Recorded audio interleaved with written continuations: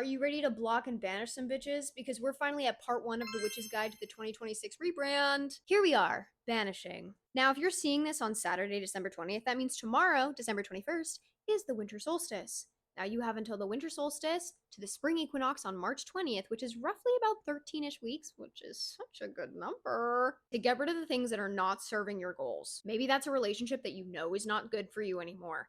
Maybe that's a closet full of clothes that do not represent you as a person. Maybe that's just a bunch of clutter in your general space. A cluttered space equals a cluttered mind, and it's really hard to do anything productive that way. Maybe there are certain beliefs about your self-worth, your self-value, and those need to go. Maybe you've got some bad habits that you'd like to cut out. Maybe you find that you're drinking a little too much and you want to cut that out. And I'm going to say this. Maybe you find yourself relying a little bit too much on AI, and you've heard how bad it is for the environment, you heard how it's not good for your brain, and maybe you want to start banishing that from your life as well. But the reason we're doing it in a 13-week format is because it takes time to let go of things. This is a perfect time to do some cord cutting rituals if you see fit. I'm also going to do a spread asking my tarot what are some things that I need to let go of that I don't recognize I need to let go of. I encourage you to do the same, whatever type of divination that you like. And again, another reason we're doing this slowly is so that you can find alternatives if you need them. The point is to banish the things that are keeping you back.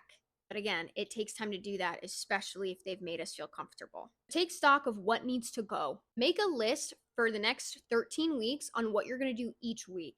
How are you going to release those things? How are you going to banish those things? And I encourage you to reflect on them, journal about it. If you want to add some cord cutting rituals or some sort of release type rituals, when are you going to do those? Before you know it, 13 weeks will go by and you'll be ready to start setting the foundation for all the awesome things you're going to bring in for 2026.